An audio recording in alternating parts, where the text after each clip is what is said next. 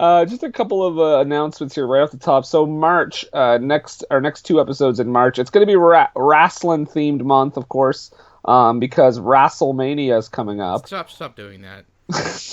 and we both like wrestling You because we're make us all wrestling look bad, fans. Brendan. So we're gonna pick a bad Wrestlemania Mmm. for the episode on March the 7th. Yeah, March the 7th. And that'll be Nathan's choice. And if you make me watch that 17-hour tournament WrestleMania, I swear to fuck. And then on March 21st will be a very bad wrestling movie, which again is one of Nathan's favorite movies of all time. Uh, April is, of course, Viewers' Choice Month. So we kind of like are going back and forth about how to do this. I'm kind of leaning towards just the like we each pick one for the 4 weeks, like back and forth. But we'll pick one of the Viewers' Choice ones. You know what I'm saying? Okay. So that'll be in April. So it's like the 4th, 11th, 18th, 25th, blah, blah, blah, blah. I haven't figured out a deadline for submitting those yet. Probably soon, like sometime in March, like mid-March. But That'd be good. yeah, maybe April 21st. No, probably announce that pretty soon. Maybe the next episode. And I think that's it. Do you have any recommendations from this week? You mean from like movies that I've seen and whatnot? Yeah. Well, let's see. I checked out Mystery Team on Netflix, Oh man. and I get that the whole thing is played for yucks, but it's definitely something that we could take a look at. But it was legitimately enjoyable. Donald Glover's in it, and it's yeah, it's like if anybody ever watched those like mystery kids shows back when they were young, like with the Bloodhound Gang or Ghost Rider or something like that, where the kids were always solving some minor crime like a pickpocket or a shoplifter or something like that. What happened if those kids grew up age-wise but never grew out of that? So I enjoyed it. It was Yeah. really funny because to see you obviously men who have some sort of emotional arrested development dealing with an adult world. Yeah. It's honestly that's not even. I'm not even ashamed to say that's like one of my favorite comedies. It's I love that movie. Um, I just saw John Wick Chapter 2 and Lego Batman in theaters. Both are excellent as Oh, well. John Wick was fun. I went to see that last weekend. Yeah, Yeah. fantastic. May even be better than the first. Maybe Although it even does better. posit the reality that every third person in New York is a hitman. That was a great scene. There's literally a mother with her baby in a stroller taking out a gun, ready to assassinate John Little Wick. baby gun trying to shoot John Wick. Yeah, I was hoping there was a baby assassin, but maybe in Chapter 3. Oh, here's hoping. All right. Well, that's it. Now on to today's episode. Theater. Hey, okay, I got a pitch for you. Oh God, 20th Century Fox. All right, I got a pitch. Are you ready? Just get on with it, Marty. Okay, so basically it's Rambo, and basically it's GI Joe, Okay, but and those are made. We can't get the rights to it, but it's a similar story. ninjas. Marty, Uh, you're sweating. Do you want a drink? no, I'm fine. We're gonna get the big names. Just Samuel Jackson. Oh wait, we don't know who he is yet. Oh What are you God. talking about? Tom Cruise. He's doing Top Gun. I don't think we can get him. Uh, okay, listen, Rambo, GI Joe. That's my pitch. You take it or leave it. Take it or leave it. Okay, Marty, just take that on down the road to Canon Films because they'll probably do that for you. We're not producing that. They'll produce just about anything. Meanwhile, at Canon Films. Mr. Golem. Hi, boy chick, it's good to see you, Marty. I loved your last pitch. We made Boffo box office with it. Yeah. I got another one for you. Let's hear it. Rambo and G.I. Joe. Sign! I'm signing on with that. Scene. That's essentially how American Ninja got made. We were in the room. We know. Actually, the only reason why Michael Dudikoff is in this movie, anyways, is because he's pretty. He's man pretty. You mean Duty Cough? Dudikoff. The star of this movie is named Michael Duty Cough. Yeah, I would argue that I would agree that he is a fairly handsome man. Much like our last movie, Captain America, not an ounce of charisma. Yeah, hopefully someday the Blue Fairy will turn him into a real boy. Because he is Can you imagine? Oh my god. Oh, can you imagine a buddy cop movie with him and Matt Salinger? Hey, it'd be great. Detective It's like, Milk, you know how... and Detective Toast together. They're milk toast. Sign it. Hey, well, too bad Golo's passed away. We can probably get him to sign on for that. He produced that for sure. Milk toast. Action. Yeah, no charisma whatsoever.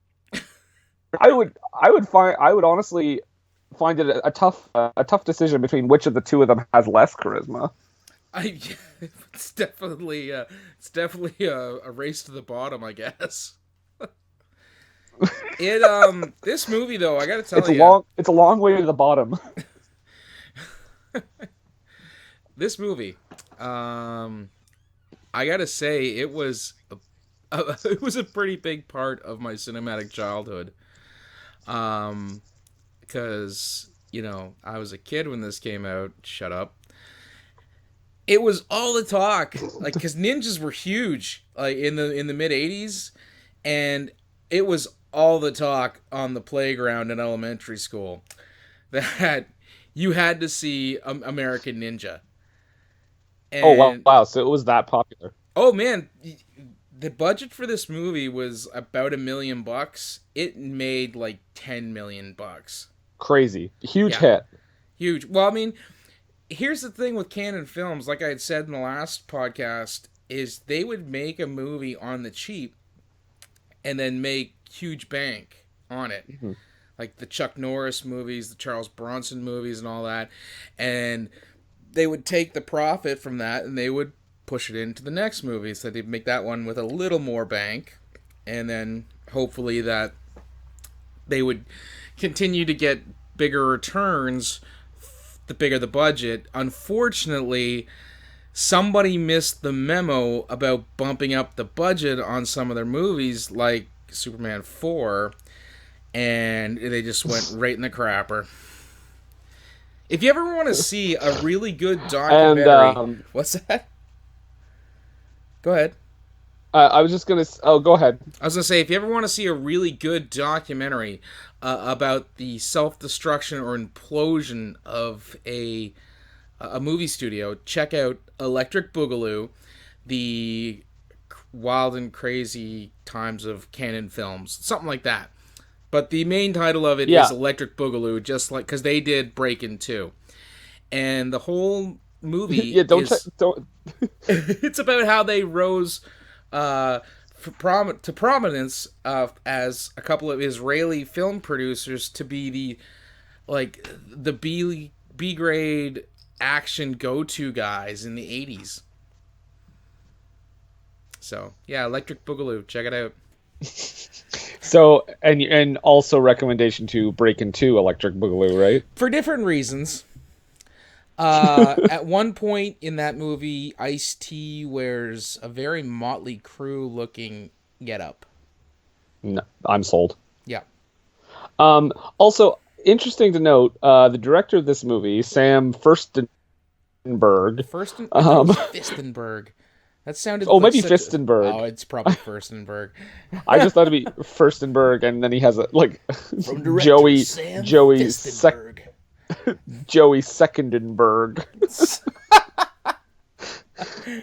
He's always his AD. That's right. And then one of the cameramen is like Thomas Thurdenberg.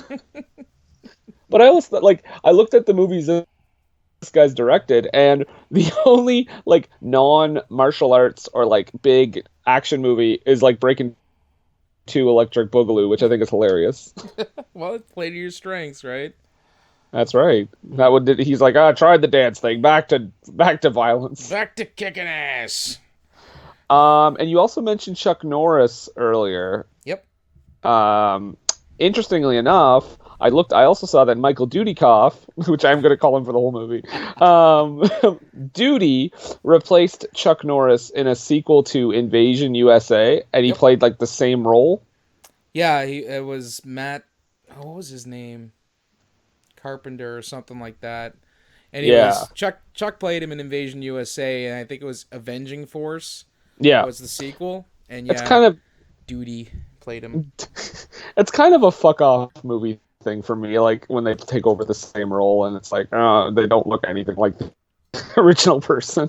Well, I mean, Harrison Ford doesn't look like Baldwin. Hunt for Red October. Yeah, that's more like a Bond thing, though. Like, I'm okay with that. It's just that when it's like a direct sequel and it's like Well, that's the thing. Matt Hunter. completely different Hunter. That person. was it. It was Hunter. Hunter. Um, Okay. I think they were. I mean, they were angling on that being possibly a franchise for them, like the Mad Hunter movies. Mm.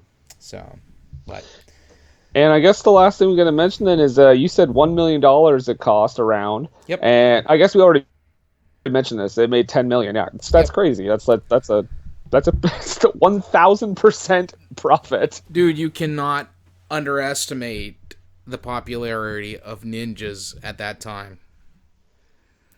American Ninja. Here we go.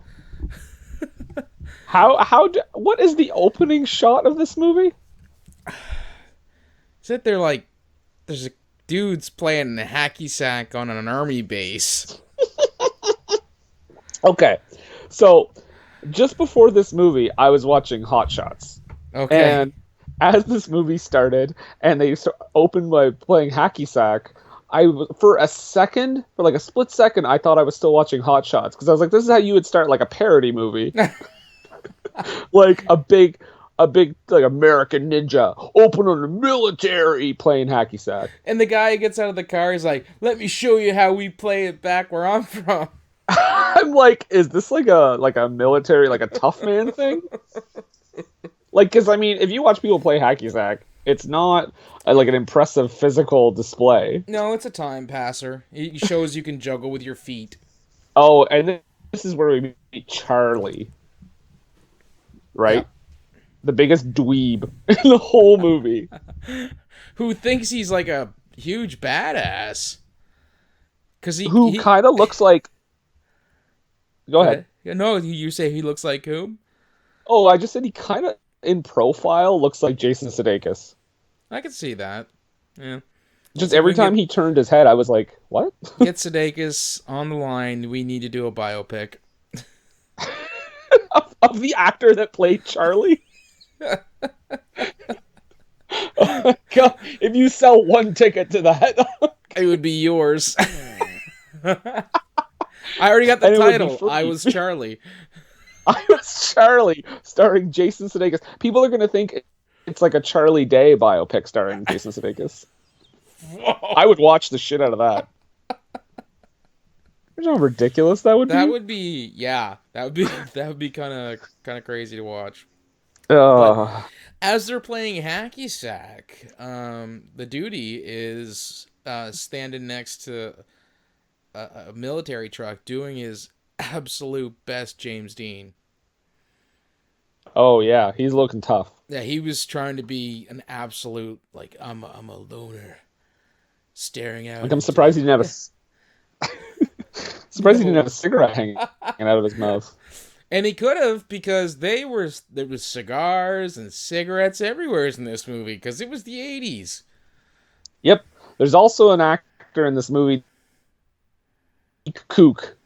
What? Yes. Say it again. Gweek Kook. Gweek kook. Now, I'm Uh, guess they got some locals, because they wanted to keep the fair local and employ some local thespians. oh, because heaven knows this movie is not racist at all. Oh, we'll delve into that whole thing later. Yeah. But yeah. So they're playing hacky sack, and an errant sack goes flying, and Charlie is like, "Hey, little help," and the duty is absolute duty because it would take no effort to be like, "Oh yeah, here's a hacky sack," but no, he Yeah, like just keeps playing with his butterfly knife. he's almost creating more of an issue by just standing there. Yeah, for a guy Like who wants to just kind of blend into the background and not be noticed, he certainly goes out of his way to start issues. At least in this scene. and like the thing is, he's not even like he's supposed to be like a loner and brooding and everything, but when he starts like talking later in the movie, he sounds like a pretty normal guy. Yeah, like Like once, yeah, he's not once a he starts dick or talking, he's anything. just like, yeah, we should probably go soon. Yeah, yeah, He's yeah. he's got the body and the physique of James Dean with the voice and charisma of Michael Cera.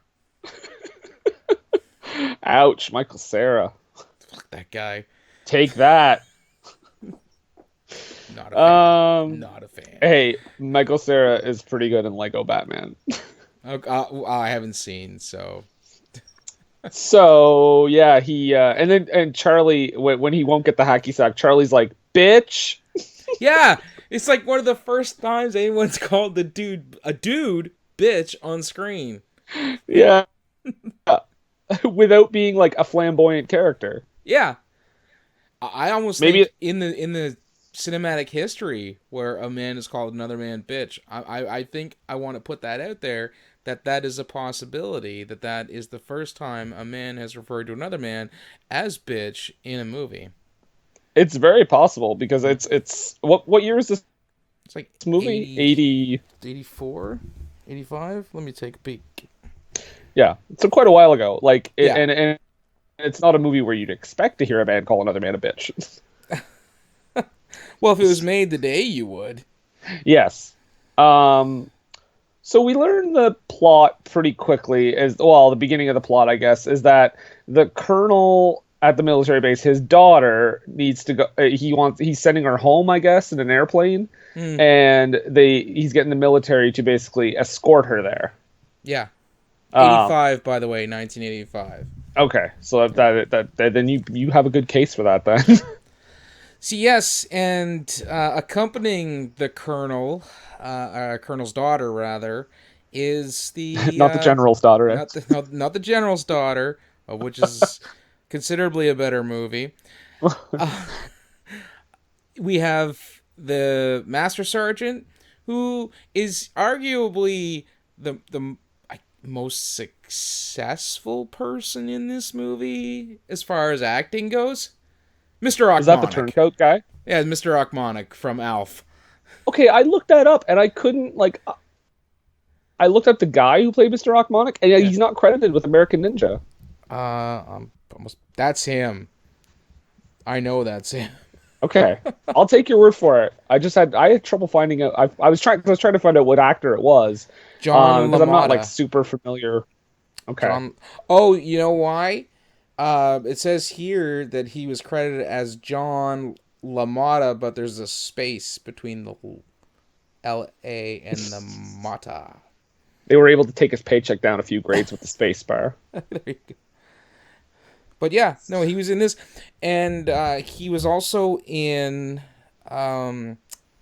Ninja 3: The Domination, which is also another canon classic. It's fantastic. American Ninja 3?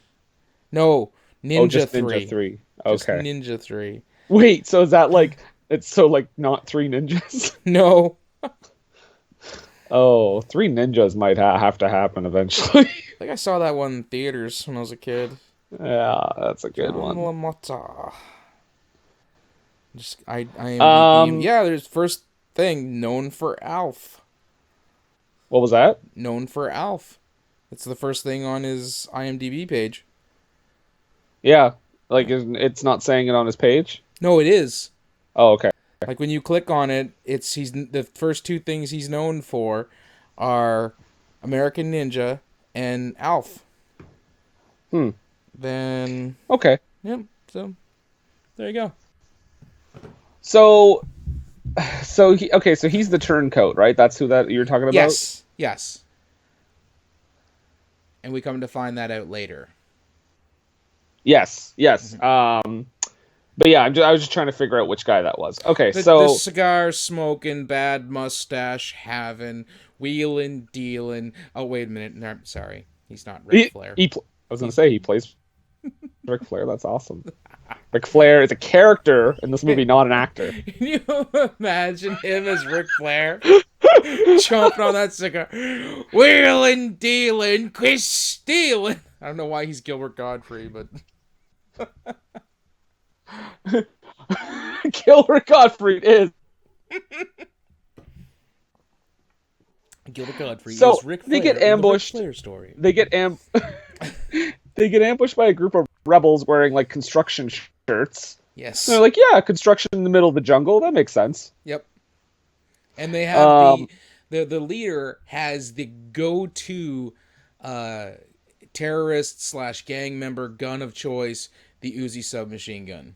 The yes. little handheld, sawed off on the tip, Uzi submachine gun. That was if you watched a movie in the 80s and the bad guys had guns, those are the guns they had. And correct me if I'm wrong, but You're this wrong. is the Sorry. you son of a bitch. But this is the only time, or it's rare at least that we see the actual like rebels, right? Yeah, and I hate to get ahead, but you come to find out that even though we're talking about arms dealers in the movie, the people who are kind of losing, quote unquote, the guns and the weapons and stuff like that are doing it for a good cause, almost like the way the U.S. backed the Mujahideen back in the 80s against the Oh, Russians. mhm. And so they're essentially doing the same thing here. Um, but so like the secondary bad guys aren't the baddest of guys. They're doing it for a good cause. But the main baddie, they're straight up evil. But I guess the turncoats, as far as the military goes, we're doing it at least for what they thought was a noble cause. Yeah, yeah, Yeah. lots of shades of gray in this movie. Which, you know what? I hate to try to think that there's some sort of subtlety or nuance to a Canon Pictures release, but there it is. It's one of the best written scripts of all time. of, of Canon films. hey, Come on, you've seen the Apple. hey! Bloodsport might have a close tie with it. Yes, another fantastic Canon film release. So Mm. the rebels attack. Well, not attack, but they basically want to steal their guns and all that and their vehicle. Yep. Um, and in this scene at the beginning, so the colonel's daughter, they kind of grab her, and she, for a second, I had to rewatch it because I thought one of the rebels slapped her with her own hand. I I kind of laughed a little because it's like, why didn't he just hit her? But he did. It was just so quick that I Stop thought he hitting just took her yourself. hand and Stop made her hitting slap yourself. herself. Stop hitting yourself. And, And it was like, also, and it goes with sound effects. I gotta ask. Oh yeah, Um, I'm not that one yet, but this movie, and scene. were the windows in the cars made with like your storm door windows? Did you notice that when they broke the windows in the car, like the windshield and the side, when he rammed Charlie's head through the glass of the car door, it broke like if you were breaking a window. like Oh, a like a house regular. Yeah, window. yeah, yeah. Yeah, like someone threw a baseball through your No, house window, and it broke off in big chunky shards instead of spider webbing like most safety glass would. yeah, I'd call the manufacturer on that one. Get Ralph Nader on the line. Run for president again, Ralph. Well, he was also a consumer advocate, so Yeah. Well, let's just keep him there. He kind of okay. ruined 2000. And during the fight, when the duty is trying to save the colonel's daughter, the rebel leader pushes him with his gun instead of shooting him with his gun. Oh yeah, there's tons of weird like Weapon I have a uses gun or I choices. have a I'm gonna kick you or something. Like Yeah, it's like there's you know lots of you that in have this like movie. little fast moving balls of lead that'll come rocketing out of there and put an end to this person. No, I'm gonna give him the old, the butt to the head with the rifle. Yeah, that'll work. The we're also introduced here to the sound effects that the movie is going to use because they are like Warner Brothers cartoon level. Ting pong zwing.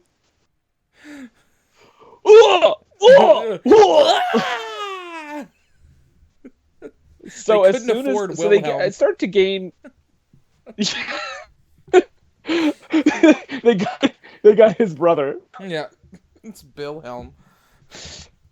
Bill Helm It's a Bill Helm scream. scream. Ah! Brother thinks he's so Oh, big. yeah. I'll show him. Here comes Bill Helm.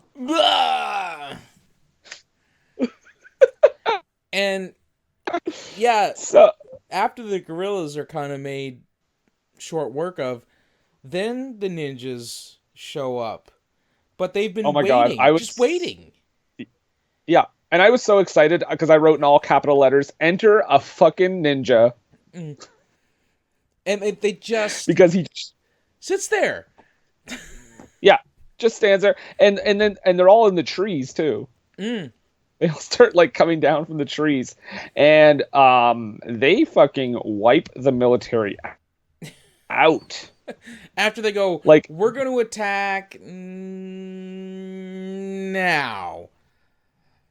I don't care how fast these ninjas are. You guys have guns. Yeah. Like you guys And are you shortly trained. made work of all the people who ambushed you and gotten your guns back. Yeah. Yeah. So wait, are the rebels working with the ninjas? I never got that. Well, no, Or are they both just after their guns? no, well from my understanding is that the rebels are getting their guns from the arms dealer Mm. who is employing the ninjas. So, Okay. yeah, and so I think what if because I never really get into it, I think what happens is if they hijack the convoy, they get a cut of the guns for themselves and the rest go to the arms dealer. That makes sense. So, I mean, it doesn't, but it does. well, what Yeah, so it's a big ninja fight. Okay, so the colonel's daughter, I thought this was another funny moment. She almost gets crushed by like a palm tree or something. Mhm. Like, just randomly tree falls over and crushes her She car. also gets in a grass fight with one of the rebels who's chasing her. She throws grass at him. She And, holds up like a palm leaf and swats at him. Get away! and like a wrestler, he kind of sells it a bit. But yeah, because good work rate on him. 5 stars. Also when because she tries to get away from the ninja fight in the car, crashes it, and then when she gets out, she seems perfectly fine. She's just annoyed. She's just like, "Oh, Yeah, she hits for the the love car. of God." She hits the car like that's gonna get it flipped over and start. Stupid! Ah, bang! Yeah, she reacts as if she got into like a minor fender bender. Yeah. Meanwhile, you've rolled your car like 3 times. And there's ninjas everywhere. Yes. And you almost died. Oh man. Um, this is where we also see Duty's big intimidation tactic The arrow. because yeah, we see it later too. He snaps an arrow in half. Stares the Black Star Ninja down and just snaps it in half. And the Black Star Ninja is like, that arrow is made out of thin wood. How the hell did he do that? Oh, I don't know how that's supposed to be intimidating. but no, Sorry. so then they take off into the woods, and all the ninjas who have now stopped fighting have taken a knee and are holding their swords on their backs, do a synchronized swimmer look up to the Black Star Ninja for him to be like, Get him! Rather than taking it upon themselves to go after him. Right, which they obviously could easily find him. Yes. Like, he's right there. Yep. He takes off with the Colonel's daughter as well, I Yes, he believe. saves her, and they run off into the woods. And then we get the Black Star Ninja is like, who is that? I don't even know his name. Like, what? How do you not know his name, you He asshole? possesses great skill. And ADR, apparently. Oh yeah, none of the ninjas are talking for real in this movie. Not for realsies at all. No. Doesn't he even say he's an American ninja in this scene? He does at least one No, time. that comes up later. It's when he's talking to the arms dealer. Right. And I want to get when we get Uh, to that, I want to reenact a bit of that because that was one of my favorite parts. And I'm almost we will do positive so. that the what? What was that? No, I just said we. Yes, I agree. Okay. I almost want to say that the guy playing the Black Star Ninja, possibly not Japanese. Yeah, I wasn't sure, but I got that feeling too. Yeah. I'd have to look it up and verify, but yeah. You're saying like Canadian, right? From Victoria, BC. Is that what you're saying? Well, actually, I do want to say that he looked more Filipino than Japanese. And especially the way he Whoa, talked, like his accent. so you're saying this movie would dare cast someone that was not Japanese in a Japanese role? Touche. It was Golan Globus. This is the most tolerant. Let's get to the jungle chase. Oh man. Oh yeah. Oh, this is great. So you mean scene where Duty like clothes rapes her? Well, just before that, when he wants her to be quiet, he puts her in like a sleeper hold and just Oh, stares that's into the right. camera with his dead behind the eyes stare. I was like, is he gonna kill her? It's gonna break her neck or something? That would have taken the movie for a turn. Definitely. He saved her and then just he's like, I wanted to kill myself. Yeah. She is So, also like the most stereotypical girl, I like actually damsel in have that distress. stereotypical 80s bimbo. Yeah. Buy me new shoes. Oh my You're breaking God, my my shoes. skirt. That's my shirt. And you know who my dad is? I'm gonna tell so many people. I would not be saying that. I would be freaking out because he takes a knife and like the way he cuts, like he's cutting her skirt up. So I'm guessing so she can run faster. Turns them into shorts, so it's easier for her to Yeah. move around. Yeah. And he takes the heels off her shoes. Hmm. But the thing is, when he cuts her skirt, it looks like he was gonna plunge it into her crotch. Yep. Like he just dives the knife in, and she just sits there, like she doesn't think anything of it. I really thought he was gonna stab She had her crotch. a cross look on her face. Oh, that's right. Sorry, acting. We also get Uh, this great like Orient inspired musical score whenever the ninjas are close by. However, we're gonna convey the presence of ninjas. Do we have a big gong? Okay, it wasn't that bad, but it was definitely bing bing ding ding bing bing, like Yeah. real high up on the guitar. Yeah, exactly. Yeah. Oh, and can we also talk about his because they jump in a lake and again Screaming that she she's doesn't in want. there. Yep. Ah! I'd rather be shot than or stabbed, I guess, because they're ninjas. Than get a leech Let's on just let me. these ninjas kill us. He should have just Yeah, let the which you ninjas can kill her. remove. I will say this. Water. I gotta Wait. give them kudos for not doing exactly what they did in Ninja 3, The Domination, where you just see a hollow reed moving along in the water, signifying that there's snorkeling with a hollow reed. Oh my god. Nope, they just jump right in. They just jump in and get away. They swim away. Yeah. And yeah, can we talk about his method to drying out her clothes Everybody getting undressed and hanging shit up. and just wringing the shit out of them until apparently he just wrings them till they're dry. Like, I guess you can just do that. Note here when he's doing that, something for the ladies. Yeah, because she's hiding behind a bush, but we get a full like chestal region of duty. Yeah, you get all kinds of duty in your face. Oh god. You started this.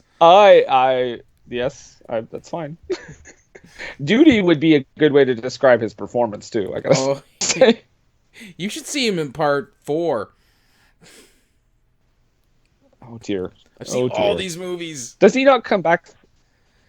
He was in part 1, Yeah, part actually, 2, guys, this is gonna and be part 4.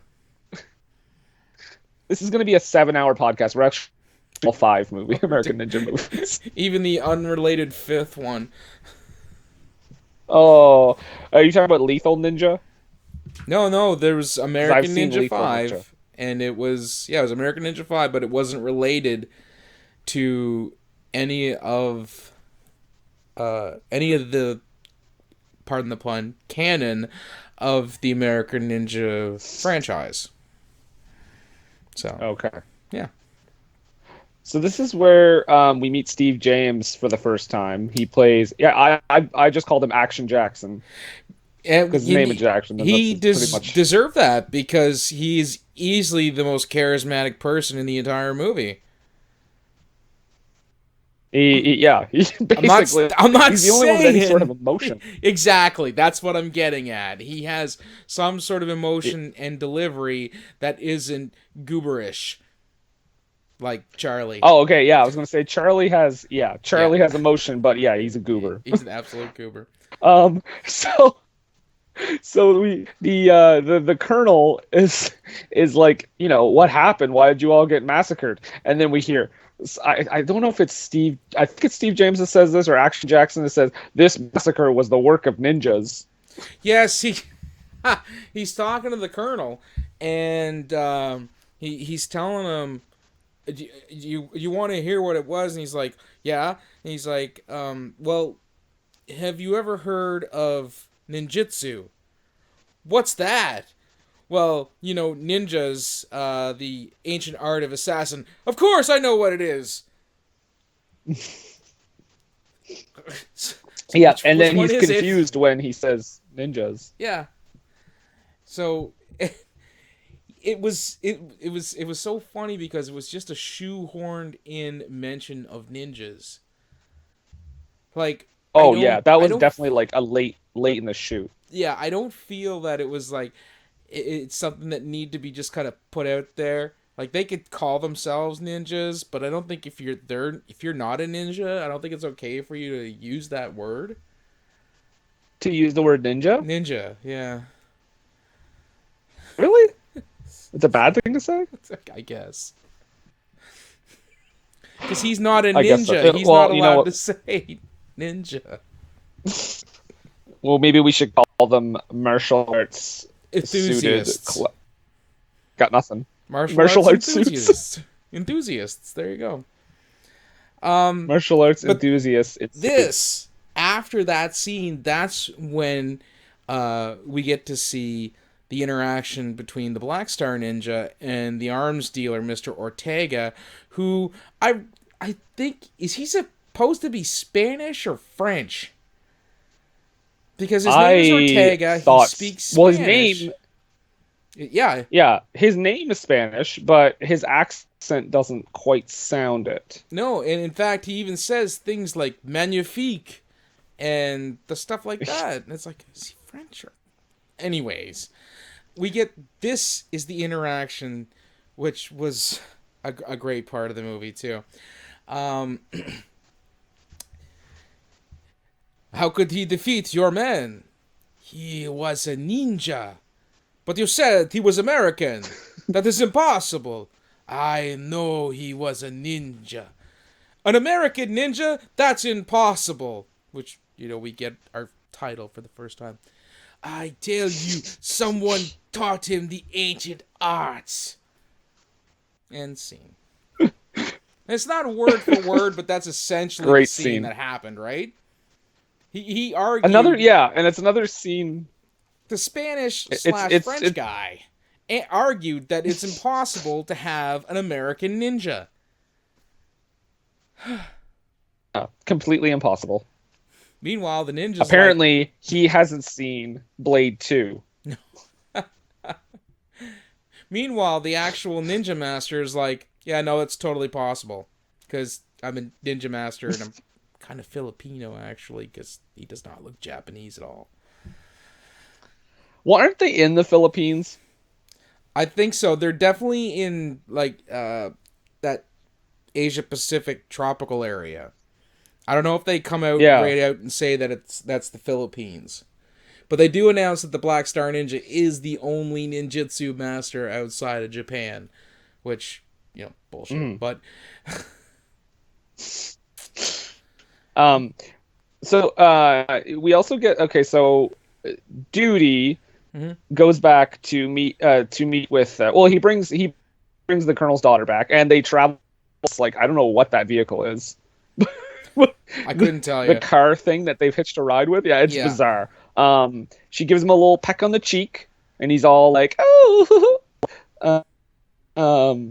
because his character is confusing, Yeah, and he made some he choices. he makes some odd choices. He gets chewed out by the Colonel, who says like, "Yeah, just because you saved my daughter's life, I don't still hate you." I should throw you in jail. It's like, he saved your Yeah. daughter and you're Mean not going to go to bat for him? Meanwhile, disconcertingly, Ronald Reagan is watching the entire time. He was the president. I know, but it was just so prominent. It Do you know what was actually was like the more whole unsettling? background was a picture of Ronald Reagan. Was more not wasn't I wasn't so unsettled with the picture of Reagan being there because I'm like, okay, yeah, it's 85. He was the president at the time. Later on, when we're at the Colonel's house, he's got a portrait of John Wayne. Yeah, that was weird. Odd character choice. Like, I don't know if he was supposed to be like a wannabe cowboy because it was never conveyed through action or dialogue. And then just there's cowboy hats and a portrait of John Wayne. And also, he also has a picture of his daughter in like the weirdest, like the one of those weird, awkward '80s poses. Oh, that's that was a thing at the time. It was very funny. So this is basically, I would say, this is a big exposition scene. Well, kind of, sort of, because they start listing off birth parents unknown, hometown unknown, schooling unknown. He's the unknown soldier. That's right. He's the one we sing about. He's the unknown soldier, and he's GI Joe. Literally GI Joe Armstrong. Thank Oh, you. that's right, because his name is Joe. Yes, Yep. I just been calling him Duty, and I forgot his name in the movie. Yeah. And Um, we do find okay, out that so he was. Oh, Jesus, was it? He was found with amnesia on on an island that island. off the Pacific. Right. Yeah. And then he was I'm guessing sent back to America and put into like the and foster almost killed a system. man. Almost killed a man when he was 16, did a stint in reform, got in trouble for assault, and then was given the option enlist. Oh no, go to prison or enlist. Is that a thing? You know what? I don't think it is because I have a real issue with this. I thought they gave him that option when he almost killed someone. Mm. And like, would you want like an unstable man, a violent man who knows like martial arts to go into the army? Well, that's it. If you want a guy who's gonna go off because you took his chair or is looking at his girlfriend, do you want someone that unstable handling small arms and basically learning how to be a better, more efficient killer? Or playing hacky sack around him. Well, that too. But I don't get it. I've seen that used as a plot device in movies before, and I always wondered, is that really a thing? Like Hey, you if can go to anyone knows, prison or let go us to jail. know. Yes, please do. If anybody knows, let us know because I always thought it was an interesting plot point when I was a kid. As an adult, I'm like, that's bullshit. They wouldn't do that. That's not Yeah, a thing. that's that definitely seems like a movie logic thing. Yeah. And then, so Um, we're gonna move t- on here because this is when we find out where everybody on the base is super judgy. Like it was what? his fault that Well, that four guys got killed. oh yeah, because everyone's like kind of like brushing him off in the barracks or whatever they are. Yep. And they're like super judgy about it. Yeah, It's like, oh, it took four bodies to impress a girl. I hope it was worth it. Don't think that's what he was trying yeah, to do. yeah. So you think Duty went on this mission? The rebels showed up, and he was like, "Man, if everyone dies and I save the colonel's daughter, I might get some pussy." Yeah. Well, that's what they think, apparently. That's crazy. Um, the next scene is my favorite scene in the whole movie, Oh, it's where the arms dealers meet. Yeah. And he and we has. see the ninja base. Well, before we get to the ninja base, when they're coming into the plantation, uh, he's introducing his client, I guess, to some of the finer ladies that will be there for entertainment. And all I could think Yeah, was, these are middle-aged soccer moms. middle-aged soccer mom prostitutes. So, the hottest soccer mom tale you can get. Well, you know that these were all like these were like moms on the set. Can you can you Get play prostitutes in our movie, Mom? It's kind of weird you're asking me to do that, son, but sure. You'll get paid. I gotta go. You'll get Canon Pictures money. Yeah, and there might even be catering if you hang out close to duty. Or at least somebody's half eaten lunch. Oh God. So now we get into the So compound yeah, and we get to it's play. amazing. Oh, it's fantastic. This is where we get that fantastic nursery rhyme that I knew as a kid. One ninja, two ninja, red ninja, blue ninja. Because there is a rainbow of ninja colors in this compound. And this movie also uses Star Trek logic because the red ninjas are disposable, much like the red shirts. Yes. They're trying Because to the Black impress Star Yeah, beats a Ninja, bunch of them up. yeah, to impress them, he kills one of them. And they're like, He murders one of his own ninjas. straight up murders him in front of the clients. Which, that's, Yeah, you ask me, that's kind of a not thing to do. no, and not to like jump the gun too much, but these two clients who show up, right? Yep. of course, later on in the movie, they're clearly put off by the violence, but here they witness a murder in front of them, and they're like, "Yeah, okay." That's cool. He's not murdering us, so it's all right. Yeah. I gotta Yeah, ask, so what was with the giant skeleton poster? the giant. Oh, with I think it was like was that like the pressure points poster or something? Maybe. It just seemed That's what it weird kind of looked like to me. that they would put that on a gigantic canvas and hang it in the middle of the compound.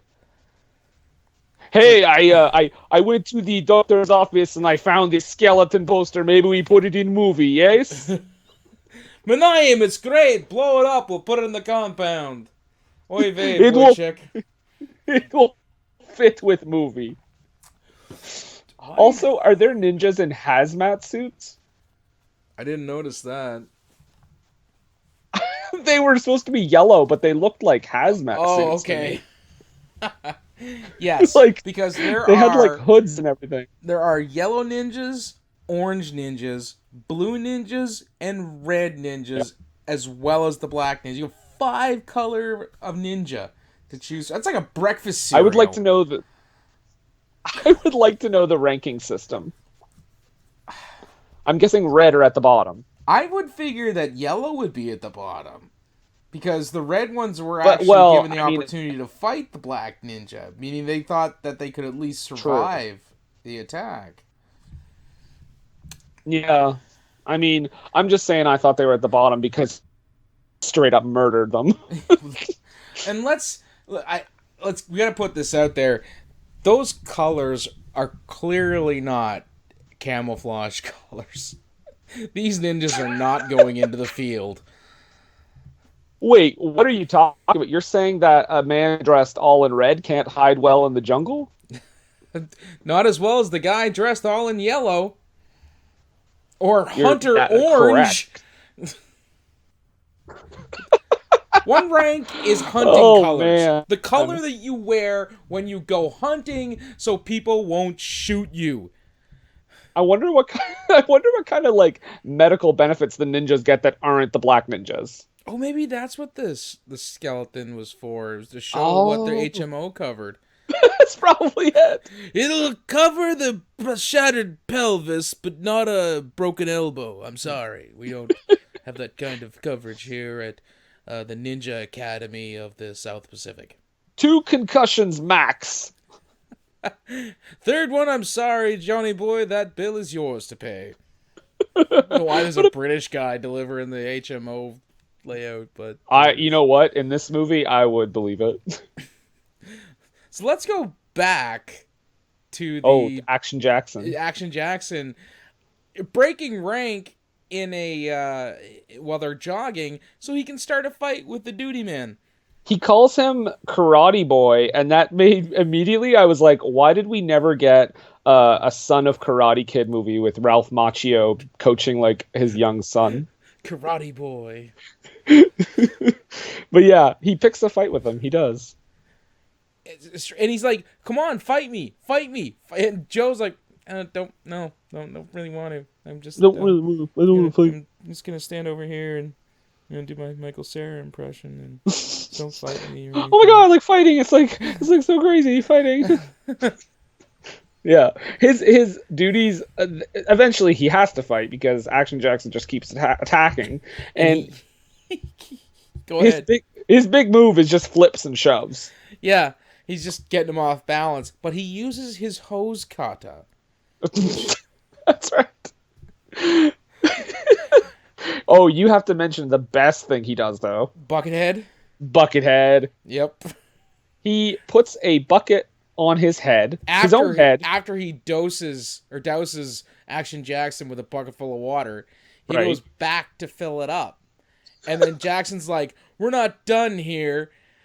And someone hands him a stick like it's an ECW fans bring the weapons match. Oh man, that might be a record. It took a while to get the first wrestling reference in. No, we had a Ric Flair one earlier. Oh, damn, you're right. But this one was the most blatant. Anyways, he takes the bucket, sticks it on his head, and tells Jackson, "Take a swing at my giant bucket head." Not with words, just pointing to his giant bucket head.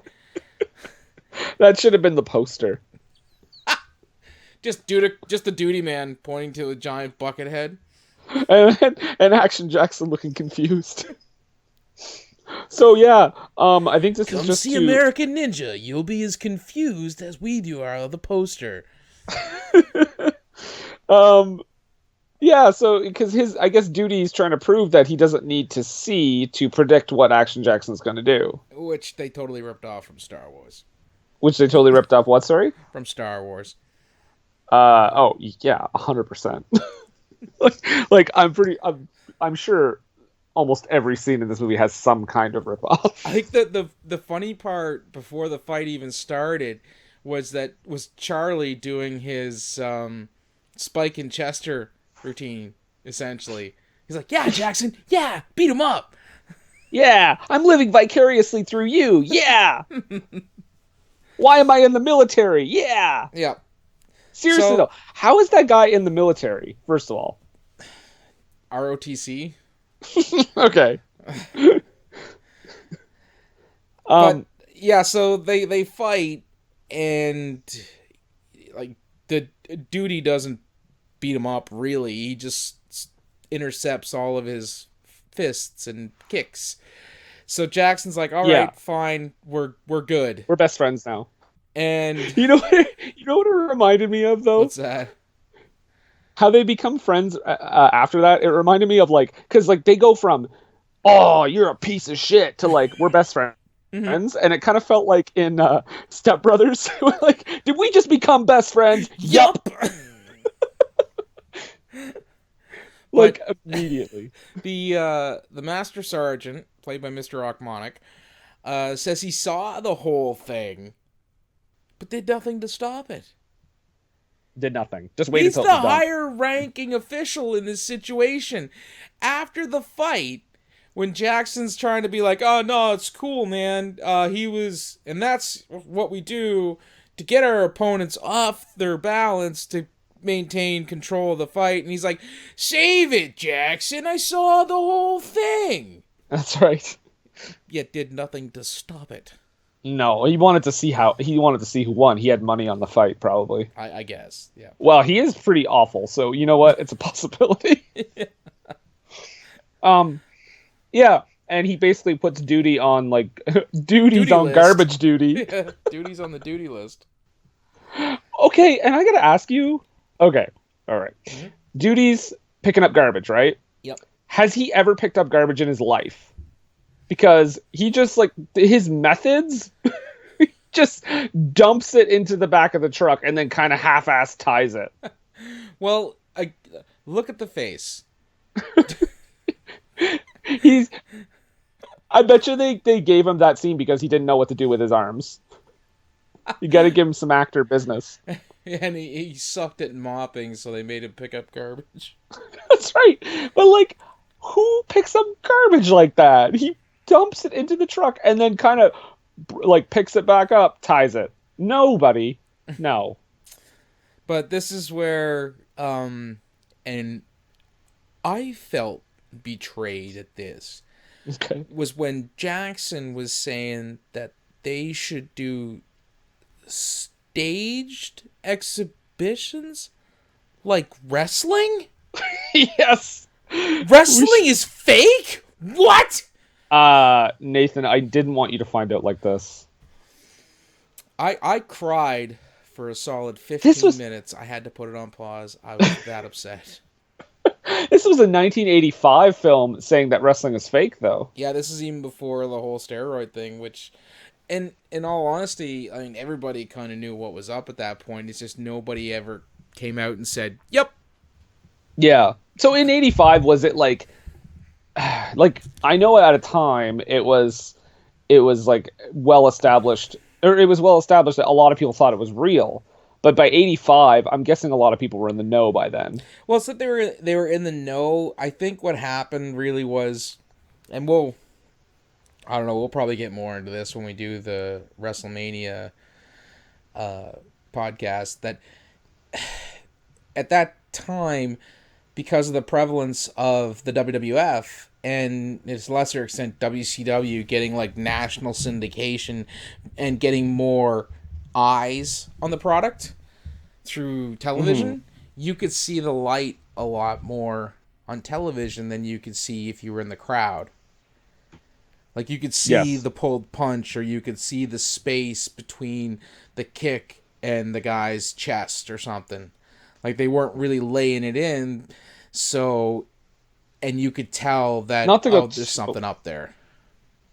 Yeah, like not to stray on this too long, but I say the first time when I was a kid that I realized wrestling wasn't real is there was a match with Hulk Hogan and Sergeant Slaughter, and Slaughter did this thing where he stomped on Hogan's hand, Mm-hmm. and the camera was in a bad spot, and you could tell he just like stomped the mat about a foot away from his hand. Yeah, And then Hogan sold it, and I was like, wait a second, are we you all telling me he's not an Iraq sympathizer? yeah we all have our moments. For me, Uh, I think it was the Warrior Macho Man match, and you could tell that Savage was leading Warrior around by the nose through the oh entire yeah. match, so it would look good, and you could see Mhm. him calling spots. One of the best matches of all time. Uh, Absolutely. But Yeah. if you watch it, you can definitely tell that Macho's like, okay, we got to do this, and we got to do this, and remember, we got to do this, because I guess he made him practice him like for hours for that match so it would look good, because that's the kind of person Randy Macho Man Savage was. Anyways, And back thank God he to did. Yeah. yes, back to the American Ninja. Wrestling's So yeah, not okay, fake. wrestling's not fake. I felt ripped off because I was hoping that there was going to be a scene of them going around the world, Just taking the going. show on the road. Yeah. And then you could have some wrestler cameos. Yeah, we could. It would have been some decent ones at that time too. Junkyard Man, Dog and and then Ric Flair really could be in this movie. woo. So here's where and then Jackson is kind of trying to get convince Duty to pursue the Colonel's daughter. Oh, and this we see the Colonel's daughter, and this is one of the you know times going forward that she's making some interesting fashion choices. If we're supposed to be like, "Wow, she's alluring," because in the first scene, she's got that mini skirt thing going on with the little button up with the top button undone, looking all right. Almost every other time you see her in the movie, she's dressed like a rectangle. She's wearing like a blue Like rectangle ensemble in this scene when they convince does it, Duty to pursue her. that does it for me, man. I love I the love blue right rectangles. angles. Love the right angles. Um, so they try to like Brendan, do you like her? Yeah, man, she's got all the right angles. ah, Ah, nicely done. thank you. So this is where they try to set him up with her by tricking Duty into going after the Colonel's daughter. Because Doing Charlie pretends he needs help with his date. Charlie, by the way, the worst acting within acting. Because he's pretending that he has a hot date, oh, I which got it's this like, no, hot you fucking date. I just don't. hate to lose this This chick. this chick thinks I'm intense. No one ever thought And then Charlie was intense ever. no, never. I for a little bit though, I actually like thought that he was trying to get this girl, and I'm just like, where is this going? But Charlie basically says, I need someone to get her a note because I gotta work. I don't want to like miss out on her. And he's like, oh man, who could possibly do it? Yeah. It's like when So I'm trying to Duty's like, convince my kids who can help me do dishes. God, I got so yeah. many dishes, and I just don't know who's gonna help me.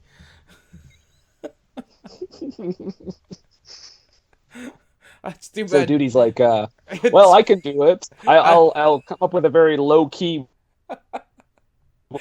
Yeah, super low key. Yeah.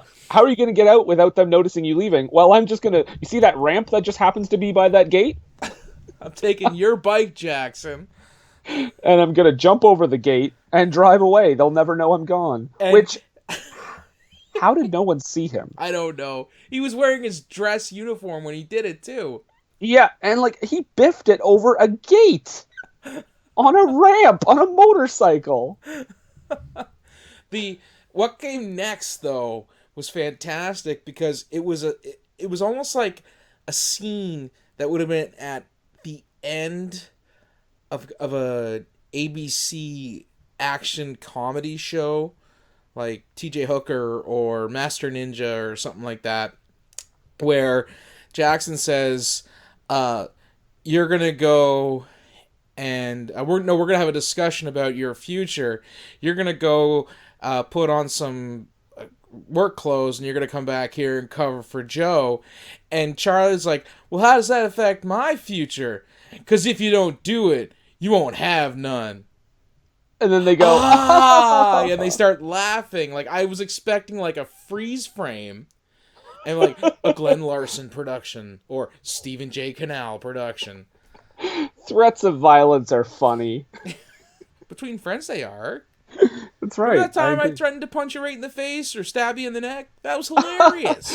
If you don't do it, I'm gonna stab you in the heart. We're friends and laughing. So, Duty, or G.I. Joe, gets away and he finds out that he's been duped by the girl who's standing in front of a matte painting. God, that was an obvious painting, wasn't it? I didn't expect you to. I didn't expect to find you here looking at this beautiful painting. Yeah, that was Yeah. pretty bad. And then we get the romance montage, so we In checked those that one off the 80s movie list. in those giant chairs. Wicker was a thing. I'm gonna tell you that. It was a thing at that time. But I that had no big? less than 3 aunts who had wicker furniture in their house at this point in time. Those chairs are humongous, Yep, though. they are. And they were. And they were ridiculously uncomfortable as well. Oh, and this is where we learn a little plot twist Yes, because this is where we find out Ortega, about the turncoat. yeah, Ortega is working with what did you call him? Mr. Achmonic. Right, Mr. Achmonic. Also, Ortega apparently is seen as like a normal guy to everyone else who doesn't know that he's a criminal because the colonel's daughter is like, "Oh, that's just Mr. Ortega. He owns the plantation on the other side of the island. He's a really nice man." Totes cool. Yeah, because then, what's his face, or Mr. Achmonic Mr. is like, Achmonic. "Oh, I can arrest him right now," and Ortega is like, "No, don't arrest, kill Duty," and then I know just the way. I get a note What? here from Ortega where it's like, he's like, "No, let me look at him." Let me look at him. He says that. He legitimately says that before he tells him, ice him. Oh, I didn't know he asked permission to stare at him for a while. Yes, let me look at him. And then he looks at him, and then he's like, "No, we must kill him." Right. Oh man. But when he did that, when he told Mr. Achmonic about killing him, he picked something out of his teeth.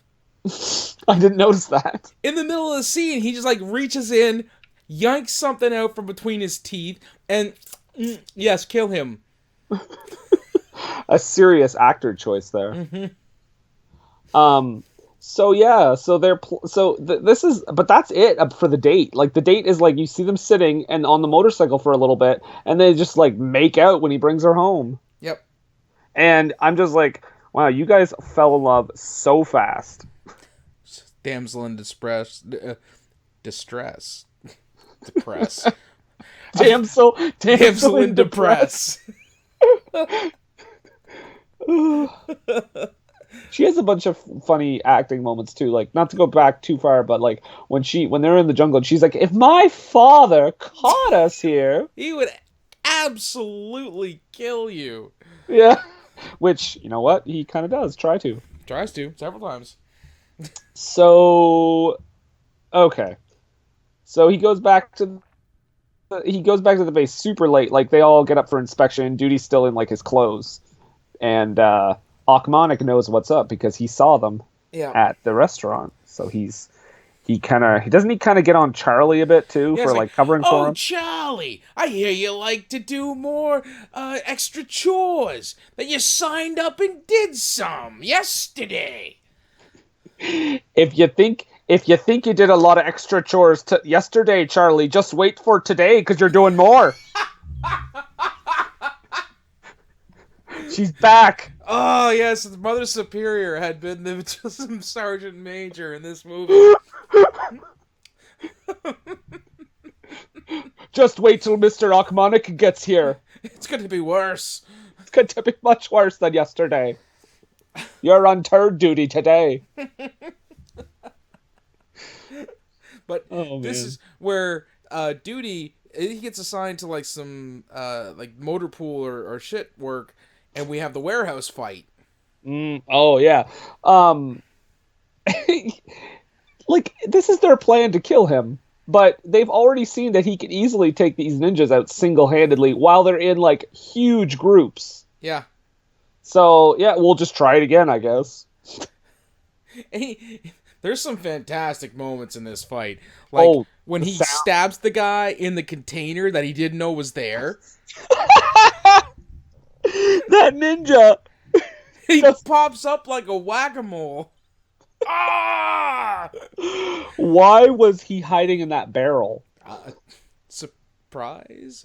But I mean, he like it's funny because by that point most of the ninjas have come out and are fighting him. That guy's still like, "Oh, here comes my moment." No! Wilhelm scream. Oh, he's the Hans Molman of the ninjas. Yeah. And you get all the awesome Wilhelm screams, as well as the metal on metal Foley that they clearly, we paid for it. We're going to use it. Because it's Oh like ting, man. ting, ting, ting, ting, ting, ting, ting. Every time you turn I would around. have I would have paid good money to be in the room when they were recording the Foley sound for this movie.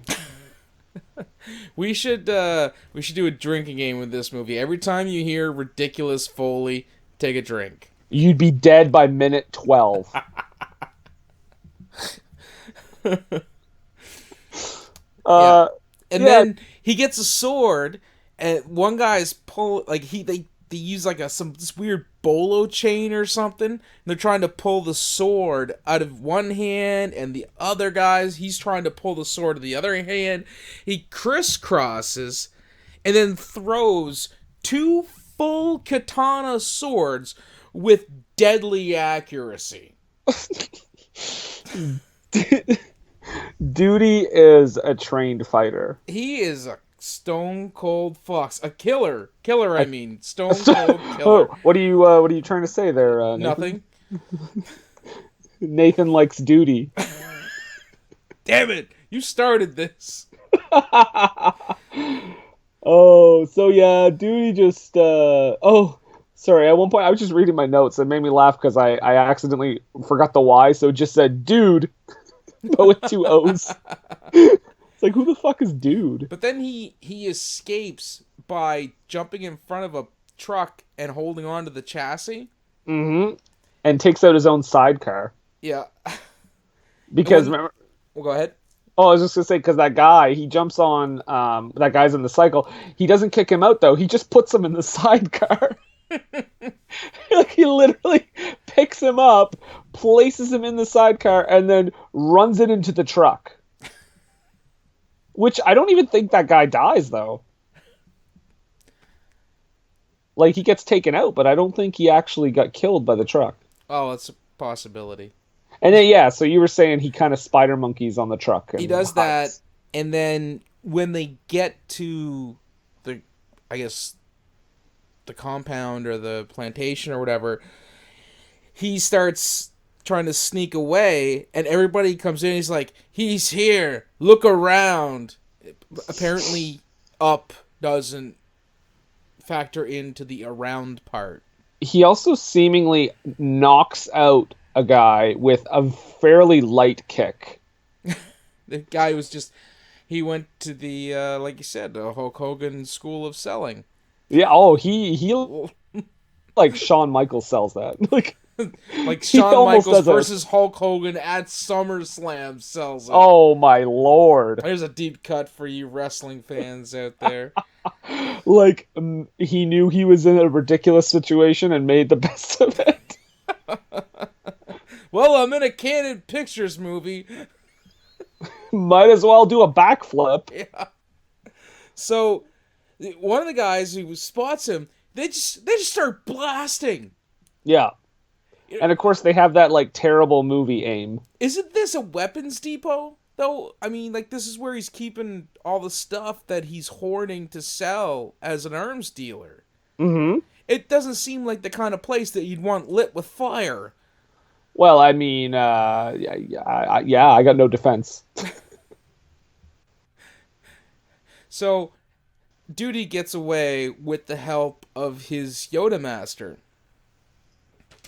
Yes, who we saw earlier. Yes, and they noted that Ortega had found him wandering in the jungle wearing a Japanese soldier's uniform and had no idea that the war was over. In 1985, Nobody told him. after he trained No, a young white boy to be a ninja. He had no he's idea like, the hey, war was over. it's 1981. Are we still? Yeah, still war. Still. So the war. Yep. Mm-hmm. You want to do some landscaping for me? You're a He's beautiful artist, yeah, he's Ortega's landscaper. right? Which that's got to be pretty low on priorities. Yeah. Well, you got to keep those plantations looking good for the, Pan Pacific Ninja Academy that he's running there. But he helps him get away. All right, here's the thing. Okay, go ahead. Yeah. Well, no, I just have a question here because when he gets away, and then they cut back to Ortega talking to the Black Star Ninja, right? Mm-hmm. And the Black Star Ninja is like, "I'll take care of him." Is Ortega eating butter? Could be. It looks like he's just straight up eating butter. They let him pick stuff out of his teeth in an earlier take, so why not? I think he is Marlon Brando. Just gonna eat this apple. At least he's just eating the butter and not doing what Marlon Brando did with it. Man, I have never seen that movie, and I don't think I can. I've heard things. Have you seen that movie, the Marlon Brando butter shit thing? Arlen to Dr. Moreau?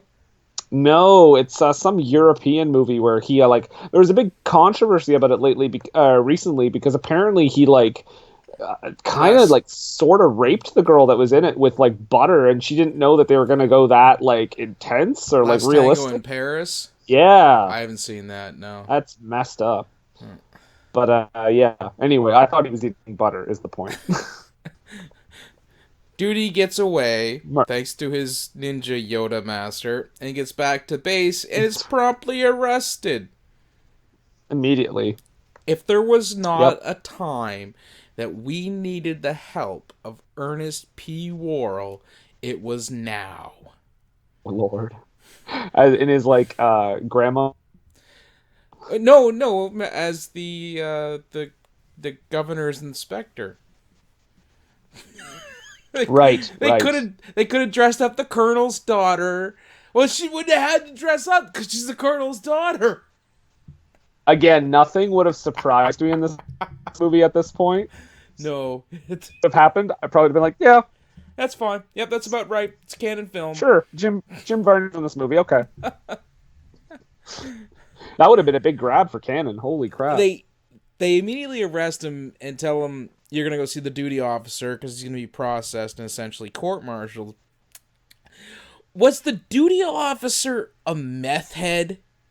Did you get that when Jackson went to see him? He looked like some trailer park meth head. Which guy? Sorry, the guy the processing or the duty officer, the one who would, you can't go in and visit him. Remember they show up to go visit him? I thought he only talked to Achmonic. No, or maybe it's maybe I'm thinking of. I thought he went to see him and then went to see Achmonic because he shows up and he Oh, that's wants to see possible. Joe and he wants Oh, to clear it all yes. up. And the guy looks, honest to God, he looks like some Midwestern meth head. Again, hey, I found this man outside the studio. Maybe we don't even have to pay him.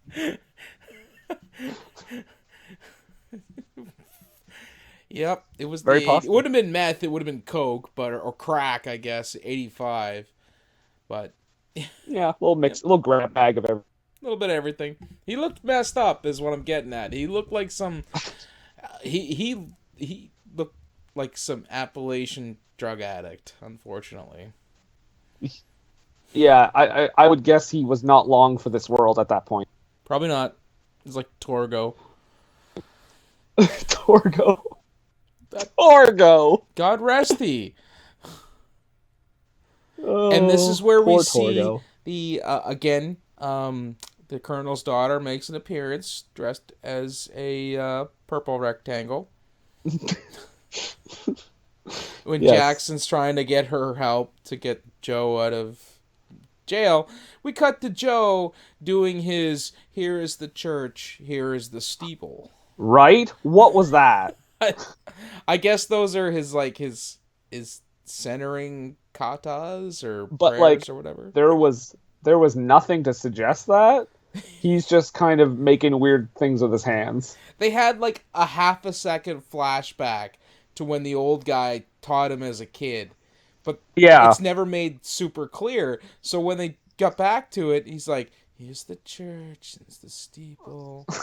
No, here's all the people. It would have been great Ninja if he was magic." it would have been great if he was saying that while he didn't. Let all the people in. Oh wait, I'll do it again. Screwed it up. Because this is where Black Star Ninja tries to break into the prison and kill him. Yes, and it Which just stabs first and asks questions later. also, just as an overall thing, I mean, this movie is obviously really violent and action packed and everything. But as a movie in the '80s about ninjas, I thought it was gonna be a lot more gory. I was expecting like a blood fest. Oh yeah, no, it wasn't Death Wish. So Yeah. This is like as I think this is the only scene where you really see a significant amount of blood because Black Star Ninja slits this guard's throat, yeah, and it kind of startled me because I was like, oh, there it is. and he also he gives a ninja star to the head to somebody, and Yep. at Who I one thought was Charlie for a while. do you mean you hoped it was Charlie for a while? Uh, well, definitely both.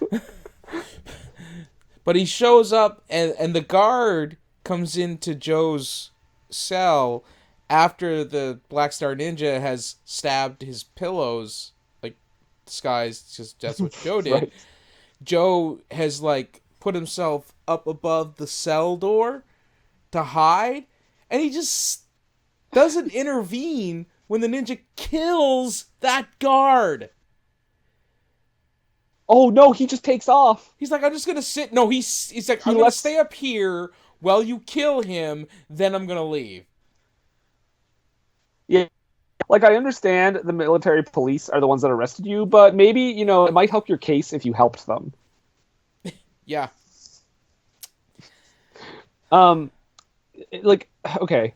Also, this is like I get that he's a ninja and he has all these great like techniques and stuff, but there's a scene here where this soldier is literally firing like a million rounds directly at him and he just kind of just dodges, misses every single one. throws a ninja star dead Yep, right to the head.